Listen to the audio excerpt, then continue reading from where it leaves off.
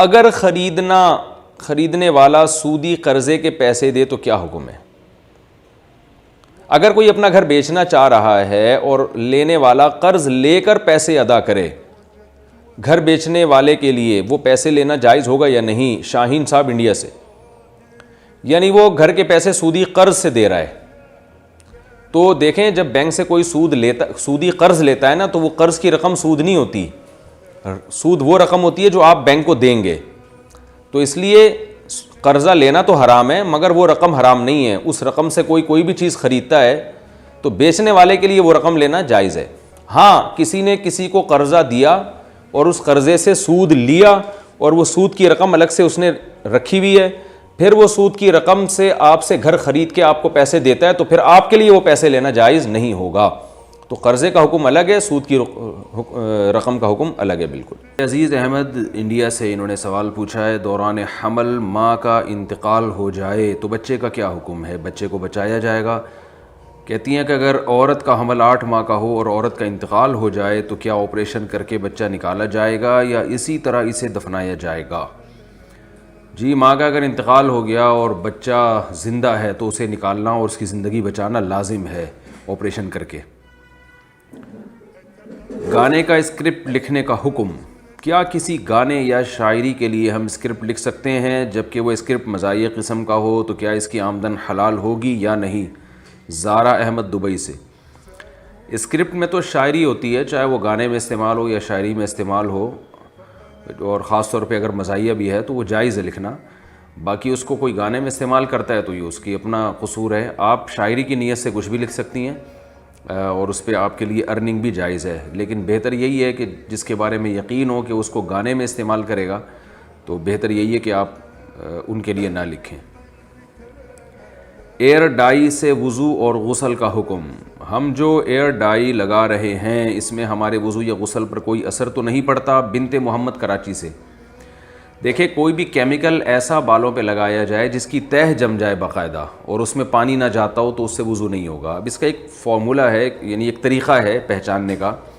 ایک کاغذ لیں اور اس پر وہ کیمیکل لگائیں اور پھر وہ کیمیکل آپ پانی یعنی ہٹا دیں، پھر آپ اس کاغذ پہ پانی کا قطرہ ٹپکائیں اور یہ دیکھیں کہ یہ پانی آر پار ہوتا ہے یا نہیں ہوتا. اگر پانی آر پار ہوتا ہے تو یہ اس کی علامت ہے کہ اس کیمیکل پہ سے پانی گزر جاتا ہے. اگر آر پار نہیں ہوتا تو اس کی علامت ہے اس میں سے پانی نہیں گزرتا. تو بالوں میں ایسا کیمیکل لگانا جس کی تہ جم جائے یہ جائز نہیں ہے، کیونکہ اس سے وضو نہیں ہوگا.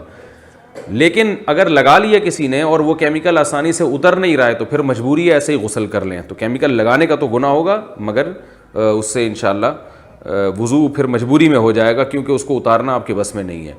اور لیکن اگر وہ صرف کلر ہے تو پھر اس میں کوئی حرج نہیں ہے، کیونکہ عام جو کلر آ رہے ہیں وہ تو ان کی تہ نہیں جمتی، وہ صرف کلر چھوڑتے ہیں، ان سے وضو اور غسل بھی ہو جاتا ہے. کیا ایک گواہ کے سامنے نکاح ہو جاتا ہے؟ بنت خالد کراچی سے. کیا ایک گواہ کی موجودگی میں نکاح ہو سکتا ہے؟ میری دوست نے مجھ سے پوچھا کہ تمہیں قبول، اور اس لڑکے سے بھی پوچھا کہ نہیں تمہیں قبول ہے، تو کیا اس طرح نکاح ہوگا؟ نہیں ہوگا اس طرح نکاح. نکاح میں کم از کم 2 مرد یا 1 مرد 2 عورتوں کا ہونا ضروری ہے بطور گواہ کے. شادی میں پیسے گھما کر دینے کا حکم. محمد طاہر ڈیرہ غازی خان سے. شادی پر پیسوں والے سہرے، اچھا وہ صحرا بنا کے دیتے ہیں نا، صحرا پہنانا اور پیسے گھما کر دینا اور سر پر پیسے پھینکنا کیسا ہے؟ غلط رسومات ہیں. پیسے گھما کر دینے کا مطلب اگر یہ ہو کہ وہ سمجھتے ہیں صدقہ ہے، اس سے بلائیں ٹلیں گی، تو یہ گھمانا بھی بدعت عمل ہے، اس کو خام خام ایک شریعت پر زیادتی ہے.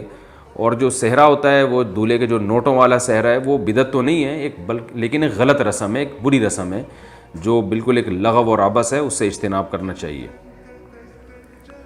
مرحوم والدہ کو سلام کس طرح پہنچائیں؟ کیا ہم مرحوم والدہ کے بارے میں اللہ تعالیٰ سے بول سکتے ہیں کہ یا اللہ میری امی کو سلام پہنچائیے؟ کیا اس طرح کہنا درست ہے؟ مسز مصطفیٰ خان ریاض. دیکھیں، ہمیں جو میت کے بارے میں شریعت کی تعلیمات ہیں وہ یہ ہیں کہ جب ہم قبرستان سے گزریں تو پھر السلام علیکم یا اہل القبور کہیں، ایک جنرلی سارے قبرستان والوں کو سلام کریں. یہ تو سنت سے ثابت ہے، اس کی نبی نے ترغیب دی ہے. جب آپ قبرستان سے گزریں، اس میں چاہے آپ کی والدہ ہوں یا کوئی ریلیٹیو ہو، تو آپ اوورال تمام قبرستان والوں کو اس طرح سے سلام کر سکتے ہیں. السلام علیکم یا اہل القبور انتم لنا سلف ونحن بکم خلف. وَإِنَّا إِن شَاءَ اللَّهُ بِكُمْ لَاحِقُونَ کہ اہل قبور تم سب پر سلامتی ہو، تم پہلے چلے گئے، ہم تمہارے بعد آنے والے ہیں، اور یعنی ان قریب ہم تمہارے پیچھے تمہارے بعد آنے والے ہیں، پہنچنے والے ہم بھی. یا دعا کی جائے میت کے لیے، اسپیشل اس طرح سے سلام پہنچانا میری علم میں کوئی ایسی روایت نہیں ہے. تو میت کے جو احکام ہیں یہ توقیفی ہوتے ہیں. توقیفی کا مطلب جتنا ثبوت ہو اسی پر اکتفا کرنا چاہیے، اپنی طرف سے اس میں زیادتی نہیں کرنی چاہیے. ہندو مسلم فساد کے ڈر سے مسلم نام چھپانا. سائمہ خاتون انڈیا سے پوچھتی ہیں، یہاں انڈیا میں ہندو مسلم فساد کی وجہ سے ہندو لوگ مسلمانوں کو راستے میں یا ٹرین وغیرہ میں مار دیتے ہیں.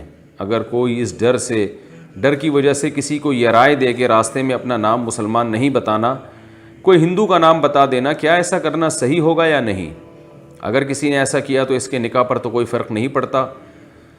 اللہ تعالیٰ مسلمانوں کی مدد فرمائے جہاں بھی ظلم ہو رہا ہے. دیکھیے اللہ تعالیٰ نے اجازت دی ہے قرآن میں کہ جان بچانے کے لیے کلمہ کفر بھی زبان سے ادا کیا جا سکتا ہے. دل سے نہ ہو، زبان کی حد تک ہو، دل میں ایمان ہی ہو. تو جب جان بچانے کے لیے صریح کفر کا کلمہ کہنا جائز ہے تو نام چھپانا بھی جائز ہے. اللہ تعالیٰ مسلمانوں کی مدد فرمائے، اور جہاں بھی مظلوم ہیں اللہ تعالیٰ ان کی مدد فرمائے.